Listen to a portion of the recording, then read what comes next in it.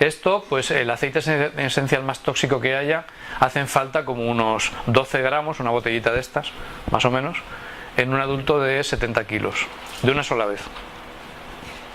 Ya digo, se hace con ratas. El organismo humano, el metabolismo humano, no es igual que el de una rata. No nos intoxican las mismas cosas. Las cosas que son tóxicas para las ratas no lo son para los humanos y viceversa. Hay muchos productos que son venenosos o son cancerígenos para una rata y algunos. Y para un humano no, y viceversa, porque tenemos metabolismos diferentes. Bien, pero eso es como funciona la ciencia hoy en día. Entonces han determinado que pues un aceite esencial determinado, lavanda, pues hacen falta, yo que sé, 70 gramos, ahora no recuerdo, me perdonan, estoy diciendo así a voz de pronto, 70 gramos para un adulto de 70 kilos. Cuando yo me hago un masaje, cuando una embarazada se hace un masaje al 2%, que es lo que se suele usar de aceite esencial, la cantidad que penetra son miligramos. Pongamos, no sé, 100, 200 miligramos como máximo. Si la dosis letal son 70 gramos o 50 gramos, es igual, aunque sean 10 gramos. Imagínense ustedes el umbral de seguridad que tenemos, lo lejos que estamos de llegar a una intoxicación a través de la piel. Pues esto es lo que hay. Y se sigue diciendo que los aceites esenciales son muy peligrosos para las embarazadas. No tiene ningún sentido porque ni los ingieren, ni los ingieren en cantidad suficiente como para que lleguen a una toxicidad. ¿Vale? Entonces, ¿a qué viene todo este rollo? ¿Por qué se está diciendo esto? ¿Por qué los niños no pueden usar aromaterapia? ¿Por qué las embarazadas no pueden usar aromaterapia? ¿Por qué la gente que es hipertensa no puede usar aromaterapia? Porque estamos haciendo como el loro, repetimos sin saber lo que estamos diciendo. ¿Y qué pasó en los años 50, como decía antes?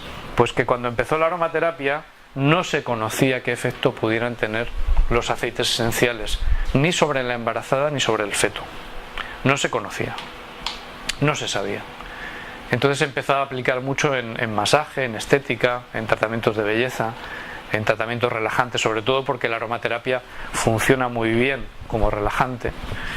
Se empezó a aplicar y como medida, digamos, de precaución, se empezó por parte de los profesionales y de las escuelas a decir, bueno, como esto no sabemos si es o no es tóxico o peligroso, por si acaso vamos a decir que, claro, que como son muy potentes, que son muy poderosos tal y cual, vamos a decir que mejor no se usen en las embarazadas. Y lo que empezó siendo una medida de precaución acabó siendo una gran verdad. ¿Sí? Se empezó, bueno, por precaución mejor que no los usemos, por precaución mejor que no los usemos en embarazadas, y al final pues acabó siendo las embarazadas no pueden usar aceites esenciales porque son muy peligrosos. Esto es lo que pasó, y esto es lo que hoy, en el 2013, sigue ocurriendo en gran parte del mundo al hablar de aromaterapia y embarazo, que se sigue considerando incluso en estamentos médicos, porque hay hospitales, por ejemplo en el Reino Unido, que hace décadas que tienen protocolos de aromaterapia, y aromaterapia también en obstetricia, en salas de parto y demás, tienen la aromaterapia en tratamientos médicos por vía externa, pero incluso mucho personal médico y de enfermería sigue aprendiendo, o se le sigue diciendo, que los aceites esenciales son muy peligrosos para las embarazadas. Y como nadie piensa, falta uno, y como nadie piensa, hasta que viene alguien como Ron Guba y dice, vamos a ver, ¿qué pasa aquí? ¿Esto de dónde viene? Vamos a ver qué pasa con esto. ¿De dónde ha salido que los aceites sean tan peligrosos? ¿Cuántas embarazadas han muerto? ¿Cuántos abortos se han producido? ¿Cuántos niños se han intoxicado? Vamos a ver qué pasa con esto.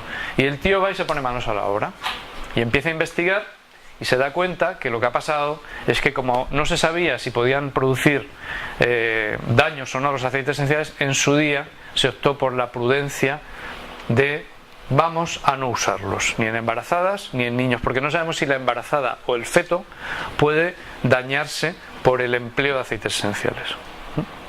¿Y esto por qué? Pues porque, como todos hemos visto en las películas de americanos y de gente de cultura anglosajona, es una cultura donde hay mucha tendencia a denunciar y a ganar pleitos, además. Y si no lo tienes muy claro y no lo haces muy bien, pues es muy fácil que te ganen un pleito. Y si tú no tienes claro que eso puede ser dañino para la embarazada o para el feto, pues por si acaso mejor no lo voy a usar. Y eso ha pasado a ser una verdad que no está sustentada por hechos reales.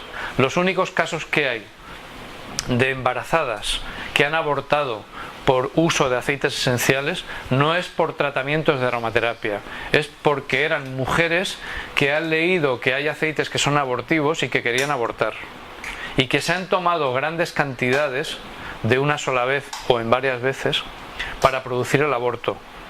Esos son los casos de abortos o de intento de aborto por aceites esenciales, que no tienen nada que ver con un tratamiento de aromaterapia. Eso es un intento de aborto. Los casos que hay de muertes por ingestión de aceites esenciales se deben a personas que se han intentado suicidar tomando grandes cantidades de aceites esenciales.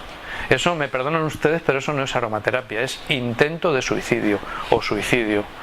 Es bien diferente. Pues esos son los datos que se toman para decir que los aceites esenciales son venenosos, tóxicos, etcétera, etcétera. Esos son los datos, no la realidad de miles y miles de personas que están usando aromaterapia y tratamientos de aromaterapia y que no han tenido ni abortos ni malformaciones, porque las aromaterapeutas son sobre todo mujeres y aplican la aromaterapia sobre todo en masaje.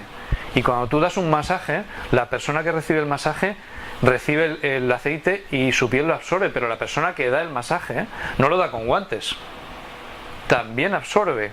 Y no hay ningún dato, ni hay ninguna, ni remota, ¿cómo les diría? Sospecha de que las aromaterapeutas que trabajan en eso y que no dejan de trabajar porque están embarazadas pero tienen que seguir ganando su sueldo, no dejan de trabajar aunque estén embarazadas, no hay ningún dato que justifique que esas señoras tienen ni más abortos ni más malformaciones que el resto de personas embarazadas. ¿Sí? Hay otro caso de niños que en los años 30 en Estados Unidos se puso de moda el uso del wintergreen. El wintergreen, para que se hagan una idea, no lo tenemos aquí, es Reflex. ¿Se acuerdan ustedes del Reflex? Pues el Reflex es salicilato de metilo y el wintergreen es un aceite esencial que es casi 100% salicilato de metilo. Es un aceite esencial que va muy bien para dolores musculares, para contracturas, para dolor en general, y que en Estados Unidos, en sitios así rurales, se usaba mucho, la gente lo tenía en casa pues porque era muy efectivo y para los trabajos digamos físicos duros iba muy bien. ¿Qué pasó? En los años 30 se puso de moda y hubo como una especie de epidemia, no sé si murieron 30 y tantos niños por ingestión de wintergreen. O sea, eso sí murieron, pero fue un accidente, fueron unos niños que pensaron que la botellita pues era algo rico, niños muy pequeños. Cuando un niño es muy pequeño tiene muy poco peso corporal y evidentemente entonces la dosis letal es con menos cantidad ya llegas a la dosis letal. Entonces estos niños ingirieron una gran cantidad de wintergreen y hay reportes médicos que justifican eso y podemos decir sí, esos niños han muerto por causa de aceites esenciales, pero eso ha sido por un accidente, no ha sido por aplicar la aromaterapia.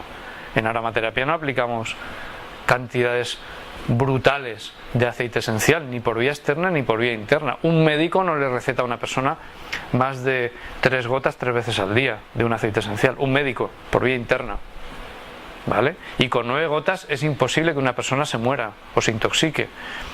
Que una persona con una determinada patología o característica o problema pueda tener como consecuencia de la ingestión un problema, sí, pero de eso a llegar a una intoxicación y un envenenamiento hay un abismo, ¿sí? Entonces, hecha esta previa, la conclusión es que la aromaterapia se puede aplicar en todo tipo de personas, en todo tipo de situaciones, sobre todo si estamos hablando de la vía externa, externamente hablando, que los médicos franceses, que son los que aplican la aromaterapia por vía interna, la usan en todo tipo de personas también, según ellos consideren. Ahí no entramos, no somos médicos, no entramos ahí en la vía interna, pero en la vía externa sí perfectamente. Y que las dosis que se emplean normalmente, digamos profesionalmente en aromaterapia, son muy seguras, están a años luz de cualquier posible problema o intoxicación que se pueda producir, estés o no estés embarazada. Es decir, que la aromaterapia se puede aplicar con mucha seguridad y con mucha efectividad en embarazadas. En los niños la aplicamos también en dosis más bajas. ¿Por qué? Porque los niños tienen la piel más sensible, pero no porque los aceites esenciales les vayan a intoxicar.